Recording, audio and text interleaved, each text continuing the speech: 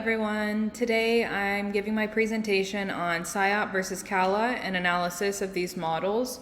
My intention is to define the methods, identify similarities and differences, as well as advantages and shortcomings of each model. My primary resources are articles that I've researched according to both methods, as well as a publication from the University of Houston called Instructional Models and Strategies for Teaching English Language Learners. This publication has a lot of great information in defining the methods, as well as research that supports them and some alternative ideas about dual language programs, which we'll discuss at the end of the presentation.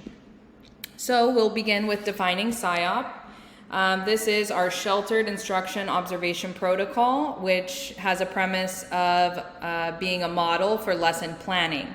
This is meant to provide ELL support in academic achievement using sheltered instruction. Actually, this protocol began as a research-based observation instrument and eventually evolved into this lesson planning support system for teachers to verify and implement a variety of strategies in the classroom. So there are 8 key components to SIOP. Within these eight key components, there are 30 features that are included and broken up between them. We'll review just briefly each of the components. The first component, preparation, is going to focus on the content and language objectives. This has a connection later on in lesson delivery, the 7th component. So it's quite important overall. Then we have the component number 2, building background knowledge. So it's important that we make connections to students' knowledge and experience and related to the content. The third component is going to be comprehensible input, which is based off of Krashen's idea of I+1. And this is including modeling, adjusting speech, visuals, and adapting materials to student levels. The fourth component is strategies, which is going to focus on the use of scaffolding strategies as well as higher order thinking skills such as open-ended questioning and analysis. Then we have interaction, which is going to be based on a high level of opportunity for interaction and grouping amongst the students. We then have practice and application, which consists of cooperative learning, hands-on materials, and obviously application of the skills. Lesson delivery is, as I said, focused on the content and language objectives, the connection there, and then also the engagement of students, which should be around 90 to 100% of the time. And finally, we end with the review and assessment. So this is going to focus on key vocabulary and content, as well as teacher checking and feedback. It also includes formative and summative assessment. One thing to note about these components is that each of these features in these components has a 5-point scale for observation. So it does give teachers the opportunity to check and review their lesson implementation. And it also is meant to be a model for lesson planning. So it's not to say that these are 8 components as the steps or the order that the lesson would be implemented. For CALLA, defining CALLA, this is going to be our cognitive academic language learning approach. So the premise is that ELLs need explicit instruction to achieve academic success in the target language. And as the name suggests, it's developed based on cognitive research. So there are some primary components and key strategies related to the components.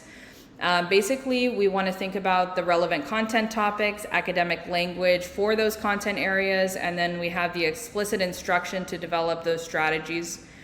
Some of those strategies are activating background knowledge, inference, imagery, questioning, communicative learning, among others, direct and indirect. And CALLA is broken down into 5 phases, so it's going to be more, it could be considered to have a more step-by-step approach as opposed to SIOP. So we have preparation, which is where the teacher's cultural awareness and the student development of metacognitive awareness features such as background knowledge and things like this is going to play a big role. Then we have presentation, which is the introduction of the new target information for the lesson. The practice is going to have the implementation or the practice of those target language and strategies.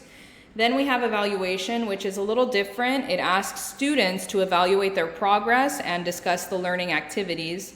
And then we have expansion, which is where students make the connections with their experience and then think about how they can apply these new skills to other contexts.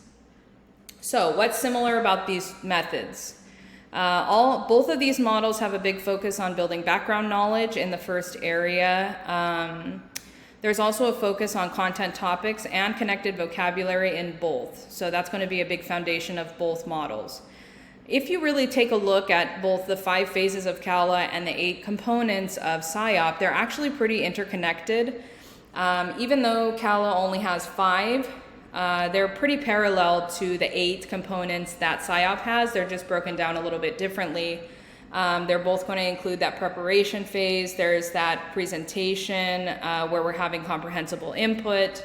The strategies, there's lots of strategies included in the practice and application. So it's just that CALLA has, in a way, simplified them into 5 phases, whereas SIOP has them separated a little bit more clearly. Both include an evaluation component, and then the communication and student interaction is emphasized in both, so they have a communicative focus and are working on different strategies for students to use the language and communicate and work together. Some of the differences we want to highlight is that SIOP stemmed from an observation tool and CALLA is based on those cognitive strategies. So SIOP is going to be focused on teacher skill set and lesson planning and mapping and implementation, and CALLA is really geared towards building student autonomy, which includes those social and affective strategies as well as metacognitive strategies that are really explicit in CALLA that you just don't see as much in SIOP based on that teacher-centered model. CALLA also has the evaluation portion that involves the student participation and a self-reflection, whereas SIOP just really focuses on teacher feedback, teacher evaluation, and it doesn't give the student that opportunity or participation in that evaluation process as much. And then finally, CALLA doesn't have such clear and explicit infrastructure like SIOP. So yes, there are 5 phases to CALLA, but it doesn't include those features and really the detail that SIOP does in breaking down those different components. So that leaves us to think about what are the advantages of SIOP. So it does provide a uniform standard for teacher training and lesson planning. It's really easy to take those guidelines and have a foundation to observe, have a foundation to check your own process and to see how your classes are aligning with those guidelines. It's also research-based. It's been observable by nature, and over the course of 15 plus years has been researched and analyzed in different implementations across the country. The teachers and the students focus on those objectives clearly because they're implemented and explicit from the teacher. And because of that 5-point scale throughout the different features and the components, it really does offer teachers support in self-reflection and being able to have a reference point and how they can implement those scaffolding and higher order thinking skills. Now, CALLA has some distinct advantages. Students participate actively in the evaluation of their progress. So it really does promote autonomy in students. It helps students participate and reflect on their process. Also, it does expand on the background knowledge and cultural perspectives. In some of the research that I took a look at, it showed that students who had the opportunity to use the language outside of the classroom in their cultural settings, as well as connection to the material in their background knowledge, showed greater success levels in their studies. CALLA also allows for building awareness. In that same study, explicit strategies for reading and underlining skills were taught, and there was a great deal of understanding from the students in having that explicit instruction. So it allows that awareness for using those strategies in the future. It also builds student confidence. There are direct and indirect strategies that are used in CALLA, such as social and affective strategies, such as positive thinking, positive speaking, and many different aspects that really does help facilitate student confidence. And that was also reflected in the research studies that I took a look at. After having implemented these strategies, 50% indicated that there were a lot of positivity on problem solving, communication, and creativity. So SIOP, if we think about the shortcomings, however, inequality in implementing consistent and quality teacher training.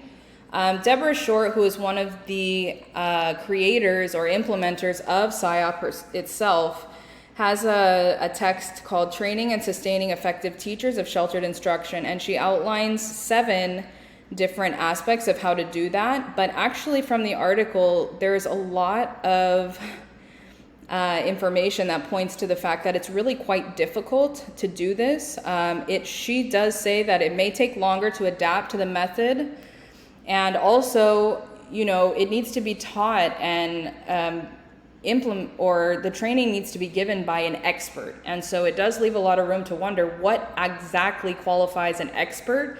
How do we know that it's being implemented successfully? How much research do we really need to understand, what does a successful implementation of SIOP really look like?